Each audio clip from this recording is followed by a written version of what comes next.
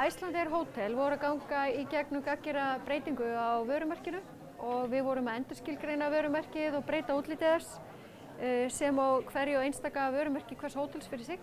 En þetta eru 8 hótel á Íslandi, þar af 2 hérna í Reykjavík. Icelandair Hótel Reykjavík Natura og Reykjavík Marina.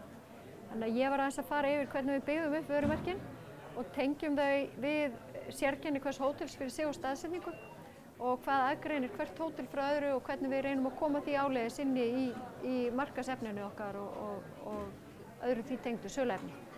Þannig að við vorum bara svona farið við af öll og tengingu hótelana við íslenska náttúru sem er svona undirstaðan að þeim breytingum sem að við síðan innleiddum inn í markaðsefni okkar.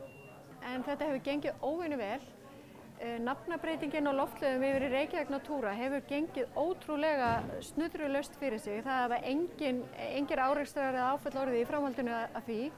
Þvert á móti að þá hefur sýnileiki okkar stóraukist á vefnum og inn á bókunarvélum og það er þess vegna sem við erum mjög að þessu. Það er til þess að hámarka sýnileik okkar í markaðssetningu sem er erlendis fyrst og fremst. Þannig að þess vegna erum við að þessu.